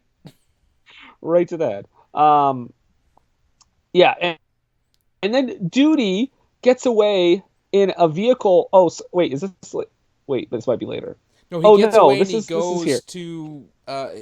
They go to the colonel's house, Yeah, which well, no, but he's in a vehicle with no roof, oh and no one can shoot at him. yeah, No one can aim for him. There, he is an open target. you mean a Oh, human target? eh. That was one of his movies. There you go, folks. That's all for Oh you. Lord. But they Human go to the Target Colonel's starring house. Duty. He was in it. I think it was Human Target. It was like one of the Oof. last movies I remember seeing on video with him. Anyhow, Is he still alive? I think so. Okay. I hope Get he was out in get the out of some Twitter duty. he was in the Electric Boogaloo documentary, so he was at least alive for Okay. that. They go to the Colonel's house to get help, and it Yeah. Patty actually at this point piped in. Um, it looks like the Golden Girls' house. All the pastel and the wicker and everything like that. And she Everything is wasn't wrong. designed weird. It was designed 80s. I'm telling you, Brendan, Yeah. you had to Well, be no, I just there. mean like It was an age to be alive. Ooh, I don't he mean does like not look weird in good these terms of days. like the Wicker and stuff. I just mean weird as in terms of like it nothing really fits the character. Yeah. What were you gonna say? You got excited. Oh no, I say he doesn't look as American Ninja-y as he used to. He's still alive though. Still alive. Oh man. Oh, This it's is where we looking also rough. learn that the Colonel is also in on it. Yeah. The Because Colonel who I was saying instead yeah. of protecting Duty, he turns him in. Yeah, he turns him in and but Duty manages to get away again. Mm-hmm. And And what an awesome car chase, I gotta oh my say. god. The climax to this car chase sequence is amazing. Because can we say that this is potentially the most unnecessary explosion in Well, film? before we get to that, Mr. Achmonic tells the guy who's driving the Jeep that he's in to get out Right. while the Jeep is in motion. Roll out. Yeah, and he just pushes him out of the Jeep. Which wouldn't you want to keep the driver there because then you can shoot and you don't have to worry about driving. Well, he couldn't shoot to begin with because, again, he's trying to take shots at Duty in the coverless Jeep, and he can't hit him. Yeah. And you know what? If he wasn't gonna be found or court-martialed before this, he definitely would be afterwards because he pushed a subordinate out of a moving vehicle. Mm-hmm. Right right after he told him if he didn't get out, he was gonna blow his fucking head off. Yeah. He's not really caring about Becomes staying undercover anymore. a little unhinged. Yep. A little bit. And Um. so the crash. Oh my god. It's like Apparently, army jeeps were constructed of and fueled by C4. okay. Here's what it reminded me of. Michael There's a Bay. movie. Oh, What? sorry, Michael Bay. Well, the explosion, yes, but there's a movie. I don't know if you said there's a comedy called Undercover Brother, Yes. and there is a scene in that movie, a golf cart chase, and at the climax of that golf cart chase, the golf cart lightly taps against like a pole or whatever, Yep. and then the humorous Just moment in that is that it then explodes. Yeah, yeah. so that's about the amount of force that he hits that tree with. Like he doesn't even smash into it. Yeah, they didn't it didn't cave in the front of the Jeep. It like rammed up against it. There was no damage to the front end, but it just Huge explosion. yep. And even Duty kind of looks back and he's like, "Oh shit, that did that." I better be careful in this thing. I better be careful of my C4 fueled Jeep. Yeah. But this is where we find out the real deeper aspects of the Colonel being involved and basically doing like the Black Ops thing where they're supporting the rebels. Yes. And you find that out where they're almost like the U.S. backing the Mujahideen in Afghanistan back in the 80s. Yeah. Don't know if they were trying to be political with the statement of American Ninja, but Well, this is right in the heart of Reagan's presidency. yeah, I don't. Like I almost right in the middle. suppose, yeah, they couldn't really just call him right out on the carpet for that, could they? Mm. Let's just make a movie that kind of references it, though. We'll throw some ninjas in. Good job, boy, chick. There's also that huge picture of Ronald Reagan. And John Wayne. Right.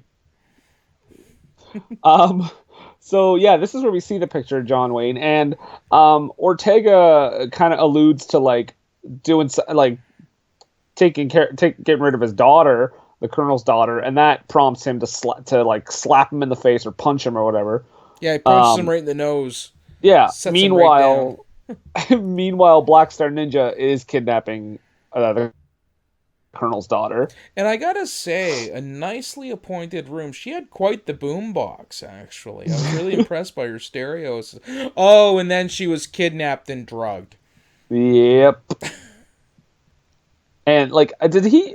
So he puts like at first when I saw that scene, I thought he kills her in that. I thought scene. he did too. Like I was like, what? That no. If I remember correctly, she lived. But this is the first time we get to see the Black Star Ninja's Go-Go Gadget ninja arm in action, which he uses later in the movie to great or slash no effect. But he jabs her with a needle in the neck that comes out of his little glove dealy. Uh-huh. And then they take her. He quietly brings her into the car. Ortega takes off. The colonel watches them drive away and doesn't see her and in the back. Apparently, yeah. Right. Who apparently is like sitting up. Does it not strike him as odd that Black Star Ninja is also in the back seat? I immediately put down they went to a drive-through wedding chapel and the Black Star Ninja and the colonel's daughter got married. Oh, that's sweet. Little Steph Triple H for you there. Because she was drugged when they were married on right. screen. Yeah, because that's a legal wedding. Yep. In the world of wrestling. This is where Duty makes it to to Ortega's base because he still got that Jeep, right? Mm-hmm. But before he meets with Ortega, his beautiful artist grandpa trainer again. Yes, his Yoda ninja master, who teaches him, makes him do this is the church, this is the steeple thing again. Cut to Yoda ninja master. I'd rather not cut to this flashback. Okay, yeah. I found it so unsettling. Remember your training. Remember your training. Cut to an old Asian man feeling a young child's bum. Who's not wearing pants. No, he's wearing like a loincloth. He's dressed like Mowgli. I mean, really. Yeah, that's true. They couldn't find... Okay. Really, he couldn't venture out and find the kids some pants. At least made out of grass or something. So uncomfortable. So uncomfortable to watch this. The funny thing is, Mariah was sitting beside me and she just kind of looked up and was like, "What are you?" She thought you were going to end up on some sort of list. She saw was this old Asian man feeling a young child's bum. What are you watching, Brendan? Oh, it's American Ninja. Sure it is. I had to get it specially ordered. It's the Roman Polanski cut. This is actually what got him kicked out of the country. Yep. So, well, he didn't get kicked out. He fucking left. Don't get those facts confused. So yeah, it's a good thing DDP didn't see this movie, because if he would have saw that Diamond Cutter sign, lawsuit. Did you know that he won that lawsuit with Jay-Z, by the way? I did not know that. Yeah, he sued Jay-Z for doing the diamond cutter thing. He either won or Jay-Z like settled and gave him money, That's crazy. right? Well, at least it started the DDP yoga. Yeah. I kind of like that he won. He settled out of court, and the money was later used to save Jake the Snake Roberts from himself. Thanks, Jay-Z. Um, Uh, okay. but We're this is getting where we get to the big yeah, climax. yeah. But before that, this is Michael Dudikoff delivering at his most wooden. Like throughout the entire movie, Oh, this is the most wooden delivery of all. Just which line is that? well, just like then he has to die.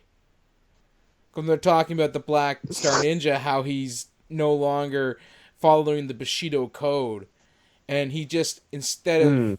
just saying that, knowing that they have to kill him because he's evil, and he just looks at the Yoda Ninja Master and is like, then he must die. Not a single emotion on his face. Dead behind the eyes, the flat delivery. Oh, He unfortunate. may as well have been played by a mannequin. We should have. They should have got somebody to do ADR for him, like like Peter Criss from the Kiss movie. They should have got the same guy who did ADR for. They should have got the same guy who did ADR for young Jean-Claude Van Damme in Bloodsport. Oof, I don't know what I'm doing. that's unfortunate. That would have been phenomenal for the I get entire well. movie. So, I am French. so this is where we get, like you said, the big battle, and it begins with shots fired. An Okay, arrow shot fired. now, Duty is dressed as a ninja, right? Yes. Why did he not infiltrate them Oh, because and he was take stupid them enough to out? wear a red belt. Yeah, well, and again, that's a movie thing, so we know it's him later Yeah. when he's fighting all the ninjas. But in logic, that's a dumb thing to do. Yeah. He is wearing the camouflage of all camouflage when you get right down to it. He could easily have blended in. It was like that scene in Batman Begins where Christian Bale is dressed as one of the bad guys or one of the League of Shadows, and he gets into rank so that Ra's al Ghul can't find him. Right? Right. Yeah. That's what he should have done. Instead of standing Yeah, on no, top of a container firing arrows at people. he gives his position immediately. Shoots one arrow. Black Star Ninja picks One it up. arrow. Picks it up. Looks at him. Right in the face. Just like from before. And breaks the arrow. What does Duty do? Does he fire another arrow? No. He breaks his bow. He breaks his arrow. He breaks his own bow. He breaks it in half. Like he's Oh, he down breaks a his weapon bow. now. That's yeah. right. The worst I could do that ninja too. ever.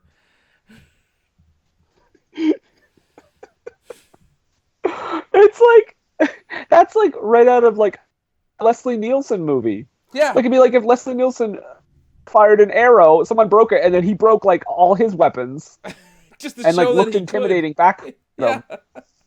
Yeah. Yeah, it's ridiculous. And also, Duty, you know they have your girl, and you just stand in front of everyone, shoot an arrow, and hope for the best. Yeah. Isn't the art of ninjutsu supposed to be the practice as the art of stealth and not being detected? Maybe that's not the American ninjutsu way. You got a point. He does show up in the most obnoxious, point-missing way. So, yeah, you could be right. Yeah. It was Reagan's America. Oh, Reagan's America. Suddenly seems like a bright ray of sunshine, doesn't it? Kind of does. So this is the big fight scene I have a with note. Judy. Sorry, I know it took forever for us to get here, but this was when I did my Mystery Science Theater line. Oh, here we go. When he shows up to fight, like he's gonna fight, and he pulls out the two sais, like Raphael from the Ninja Turtles. I Hmm. wanted a line be like, "Try these on for size," Uh, but then he immediately throws them in the dirt. yeah. He he's ready to fight them, and then who should show up? Yoda. To help him out. Yeah. Yeah. But and okay, No, you forgot. okay. No, the This is here where before we get to do that, before Master Ninja shows up, they say, "Come out, or we'll kill her," or words to that effect. oh yes. So he shows up, does his just my size thing, throws them in the dirt, and says, "Let her go." To which Ortega replies, "Letting her go wasn't part of the deal." So what was the deal? I was like, I'm watching, I'm like, but it was implied. Come on, you're violating the spirit of the agreement. Did you not study 80s movie villainology? Come on, it is business ethics 101. Damn it, Ortega. Give up the girl. You're a loose cannon. You're a loose Oh god. Thank you. He has Thank to you. report to his sergeant. They just cut away to a scene the next day. Damn it, I'm dealing Ortega! with this, Ortega. You know how much you cost this city today? It was magnifique. Give me your badge and your gun. I'm not a police officer. You heard me. So yes, this is where we see the full red belt. Master Ninja shows up to help him out. He's also apparently a magician. Yes, because he just vanishes at one point. Because he literally disappears. Not like quick ninja Yeah, disappear. Like not he smoke bomb, smoke's dematerializes. clear, he's not there anymore, he out of existence. Yeah. Also, he's a terrible magician because he reappears just in time to take a knife in the chest. Yep. Not catch Also, it with his hand. I have a note when they were doing this fight and they threw a couple ninjas over the embankments. I wanted them to explode, like the truck. That would have made it so much better. Just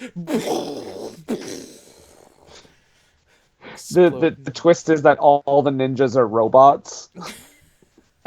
like the Foot Clan. He's right. Made out of C4. So now, after the the upping the stakes death of the Yoda Ninja Master, the army finally storms the compound. How big is the island? I don't think it's. It can't be that I don't big. know. How big is this supposed to be? No. Because and you know that as soon as the colonel figures out, oh, my daughter's missing. I wonder if the French Spanish sociopath who threatened to take her took her. Maybe I should mount some sort of rescue mission. Oh, Gunga Din's on. You All do, right. John Wayne. Oh, he sits there and watches Gunga Din. then they storm the compound. That? I said that, and then they stormed the compound. Yes, Action Jackson with a huge machine gun. And Just Charlie mows as them his down. driver. I'm taking this bitch uptown. Where was that machine gun in the rest of the movie? Also, I'm pretty sure he shot a couple of guys who were escaping. You know what? Probably. There was a guy, I know for a fact, he was climbing over a wall, didn't have a gun in his hand, and it clearly looked like he was trying to get out of the way. Shot. Dead. Yeah. Oh, he goes into full act. He's like in another movie. Missing in Like action. like the ninjas are having this like martial arts battle. He just comes in, he's like, you know what? I got a gun. And they start playing the taiko drum. Somebody starts beating on that barrel drum. Which I'm like, buddy, you want to grab a sword or something? Yeah, priorities. Like, I don't think the drum's helping. But then Joe kills another ninja with a sai, and I got another one in just my size. Oh my lord. I just I at this point I was punning like nobody's business. Um, They yeah, okay. they fought with the little kitty cat claws on their hand. Why is the colonel okay, the colonel No, is no, I'm incredibly not done yet. oh, sorry. In the middle of our fight, let's climb ropes. Oh yeah. They climb ropes like a gym class fitness test. This is a ridiculous scene. Oh, and now the colonel, please Oh yeah. proceed. Okay. The colonel is like trying to save his daughter because he sees Ortega take her onto a helicopter. Ortega, by the way, has a gun in his hand. Oh wait, before we get to that, the two guys who make it the business deal, Yeah, they get they like, no, this is too they much violence for they get us. cold feet. Yeah, they get cold feet. And when he shoots them, they die with like because Ortega's like, well, fuck, I'm just gonna kill you then and take the money. They die with like figure skating poses. Did you know? Just like the flourish of death. So it's such a graceful exit from the movie. Eh, But yeah, so oh, go how's ahead. about Jackson fighting that guy? Oh, the fat ninja Yeah, and he grabbed no the he grabs him by the scrot. who, yeah, How like do you I like didn't. that, numbnuts? It was it was so weird because I was like, I feel like they just wanted to give him like a fight, like along with the everyone else, like a Well, one-on-one fight, but and that's it's it. Like at just the first of the movie, you get the exposition that he's been teaching martial arts in the army for years. yeah, He wants to know where Joe learned his ninja moves. But we never see him fight again until this. They rectify that in the later sequels, but this is the only time you get to really see him fight, except when he fights Joe. yeah, and gets his ass kicked. Yeah. But handily takes care of this ninja just by giving him the old Johnny Cage, Vinnie John's nut tug. It's basically a big nut shot fight. Yep. And then, Uh, did you notice when they were storming the compound, like when the numbers were really showing up, there was a guy with a handgun sitting on a tank taking pot shots at people. I did not. They're driving this huge armored vehicle through the compound, and it's like it's got a barrel on it and it's got guns and everything, but there's this one guy with a flak jacket and a hat just going pew pew pew pew shooting at people with his handgun. He's just taking his time. I just imagine him going, I'm helping, I got one. What are you up to? Action Jackson's like 298. Good job, Jackson. Also, okay, this scene where the big action scene, there's only the black ninjas, right? Yes. And Does that mean all the other colored ninjas are like took off? well, they're not cleared to fight. They haven't earned that right, I guess. This is the logic I'm putting You're like, in you for know them what, not being guys? there. They're like, you know what, guys? Let's peace. Let's just get out. We haven't gotten our certificates. They haven't given us our black keys. No, I didn't sign up for this. No. Look, I We just haven't even wanted some gotten good our cardio and learn some basic self-defense. He killed a guy. Killed a guy the other yeah. day. Remember, guys? Remember Glenn? He's dead. He's dead. Like old Black Star Ninja over there, who's, by the way, guys, is he Japanese? I don't know. I'm just saying. But he's got an awesome go-go gadget hand device because you get to see his fist gun, which and his fist laser. Oh yes, he has a laser, Oh, exploding laser wrist gun. Um, why wasn't the colonel so wearing a flak jacket? By the way, I don't know. you're going into war. You're going to battle. You'd think he'd put some sort of body armor on. Well, as it turns out, he's not the smartest man in the world because he, like I was going to say earlier, Ortega is getting onto the helicopter with the colonel's daughter. Ortega has a gun in his hand. The colonel, as a rescuing technique, decides to run at him full force and say, "Hey, my daughter!" Blam So blam, right Ortega to the merely chest. shoots him. Yeah, which I thought at first he just shot him like in the stomach, and then you don't see him again for the rest of the movie. So I was like, wait, did he die? So I'm guessing he is dead, Yeah. but I really thought that he just shot him in the stomach and that he lived.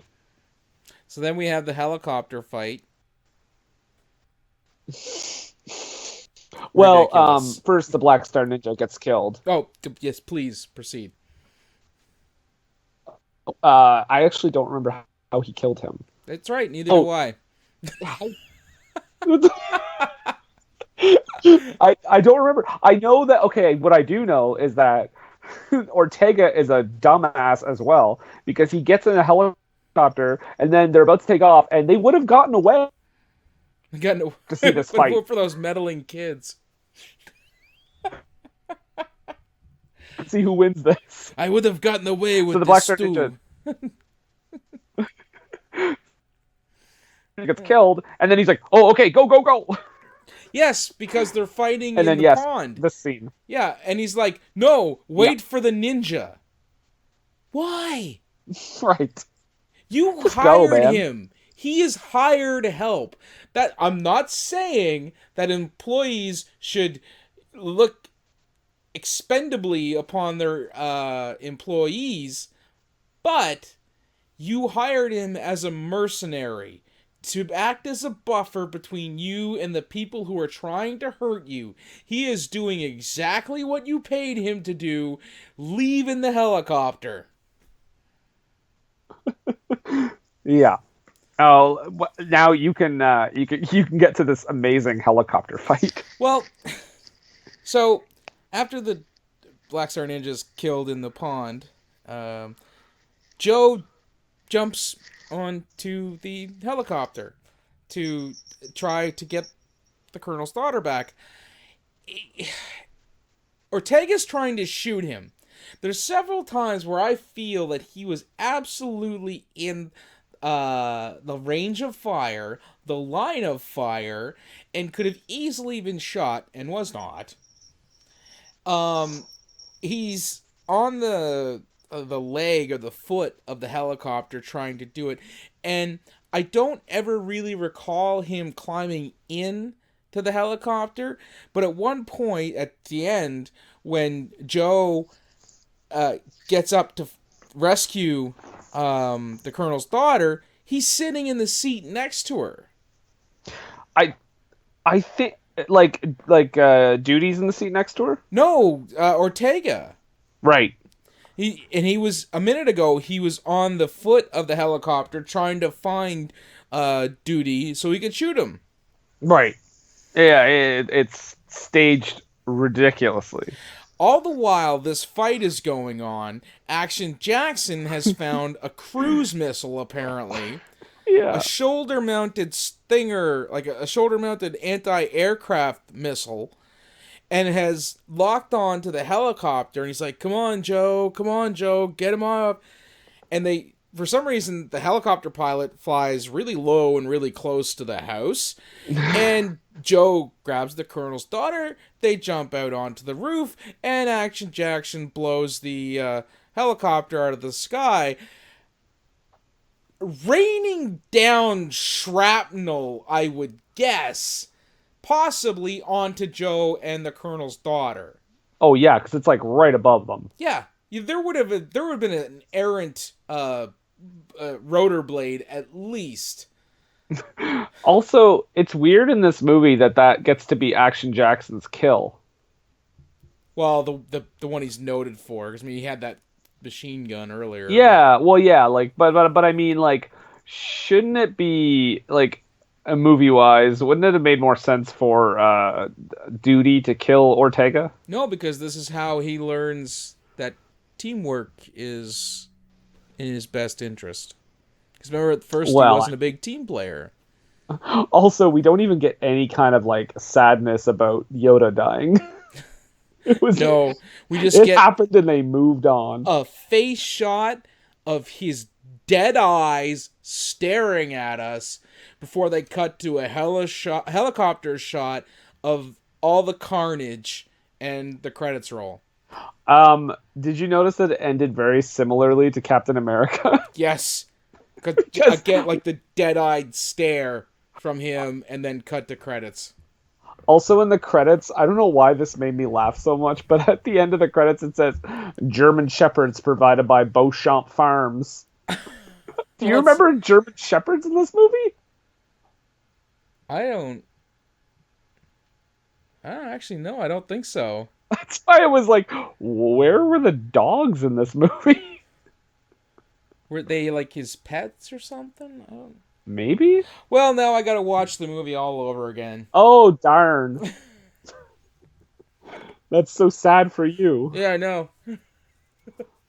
So Um, that was American Ninja. that was American Ninja. But guys, you heard our opinion, but don't take our word for it. You know what? Here's the thing. You might have to take our word for it. Because when I looked up reviews for this movie, oddly, there were not a lot of reviews, which I thought was kind of weird because, you know, it was it was kind of a thing at the time. Like I said, as a kid, it was like you got to see American Ninja or, whatever ninja movie du jour. Uh Because, like, there was Ninja 3 The Domination, there was Enter the Ninja, there was Revenge of the Ninja, there was Pray for Death. Now, again, here's what I'm going to say about this. This is one of the only ninja movies that I took from the 80s into my adult life that did not star Sho Kosugi. Did not star who? Sho Kosugi or Sho Kosugi, however it's pronounced. Okay. He was the go-to guy for ninja movies for Golden Globus in the 80s. He was in all three ninja movies. So like Enter the Ninja, Revenge of the Ninja, and Ninja 3 The Domination. And he's fantastic. This movie also has. Well, It you does know have. what? Go ahead. Oh, no, go ahead. I was just gonna. I'll say this movie does have a 0% rating on Rotten Tomatoes, but don't let that deter you from seeing it. It's amazing. I Does mean, it have a 0 it does. But here I'll tell you why. with like 6 reviews? Yeah, there's only like five, and they're not very in depth or good at all. So Yeah. I might, if you'll, you know, indulge me for a moment, I'm gonna let you hear the not so good critic reviews, and I might slip over and infringe on a copyright over at Amazon. But here were Okay. the critic reviews, the negative ones. They're all written in the 2000s, which that's unfortunate. But here's a sampling. So this is what happens to the support cast of Grease.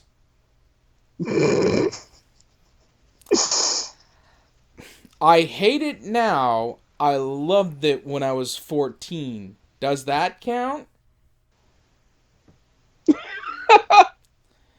The title tells you all you need to know, except for all the badness.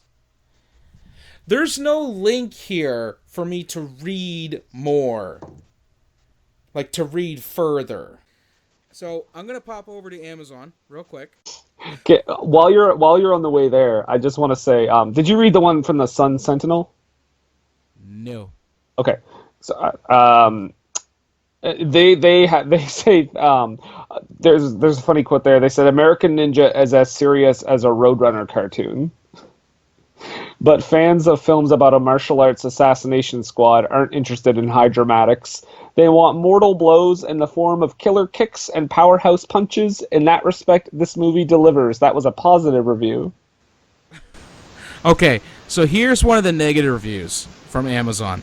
Few fans of martial art films haven't at least heard of American Ninja franchise. I think most of them have seen the original entry.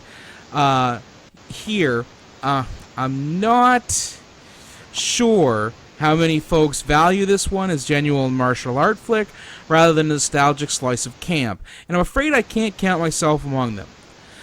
Though decently entertaining when viewed at the right state of mind, i.e., high, the vehicle that made Michael Dudikoff a star is hokey and sloppily produced for a martial arts movie, a definite step down from director Sam Furstenberg's previous ninja-related films. Okay, I have to take issue with one thing there.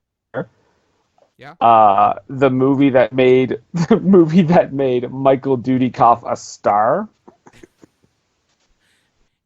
B-list stars are still stars. I was gonna say, how far are we going with this star thing? So yeah, there was not whole lot of reviews that I could access for this, but this I can't say this was an unenjoyable movie. Like, I No, liked sure. it, I think for me it stands the test of time as far as it being a part of my childhood. This is one last one that I found Okay. from now, again, I had to look around because, like you said, Rotten Tomatoes, not a whole lot of stuff. But this is like a little quote from the Chicago Tribune, but not Roger Ebert for this review back in the 80s. But the line is, one of the first rules for producers of pornographic films is this: an action shot every 7 minutes. Like, certainly the makers of American Ninja have followed this credo closely, if not carefully. While not vernacularly speaking a porno film, American Ninja is nevertheless a study in formula filmmaking. He's not totally wrong. There is kind of an action shot every 7-10 minutes or so. There's a lot of action. Yeah, even motorcycle jumps. So yeah. With coincidentally placed ramps. Well, I think it's time to hype up our next episode. Now, again, like we said, like you heard at the top, this is a wrestling themed month coming up because Wrestlemania is in early April, and that's our Super Bowl. So, Nathan, I believe you are going to choose a terrible Wrestlemania for us to cover on our next episode. Why don't you drop a little hint on us? Okay. Finally, the WWE has come home. Okay. There you go. Wow, I have to ask you when we're off about that one because I actually am a little confused. I think I know, but I don't know. Okay, so I use WWE because that's what they're currently going by. So it not necessarily. oh, okay, so that's not a WWE clue era. itself. Right, the WWE part is not the clue itself. In fact, the impression of the person who I did might not necessarily be involved in this particular WrestleMania at all either. So Okay, there you go. there you go. There we have it. All right. So people who don't partake in the wrestling, you know what? We're gonna make it. We're gonna try to make it easily accessible for everyone, but we're gonna get pretty nerdy. Here's the thing. Check it out, and worst case scenario, you're going to come away with better material than, it's fake, don't you? Exactly. And then the following episode, we're gonna do a bad wrestling movie, and everyone can fucking watch movies. You fucking assholes. Marks. So yeah, Wrestlemania. There was your clue. So I guess that just something just bugging me. I gotta ask you. What's that? In a movie where the main character, the main actor, has maybe the same amount of charisma as our previous Captain America, Right. in a film where the lead ninja has an exploding wrist laser, Uh huh. uh, carefully placed ramps so that people may drive out of military bases on a motorcycle, Of course. and fantastic dialogue. Mm-hmm. Profile. Tarantino-esque, even. Man, if there was as much dialogue in this as a Tarantino movie. Um, in profile, Jason Sudeikis as Charlie. Right. Man, so much more, but I just gotta ask you, What's that? what were they thinking?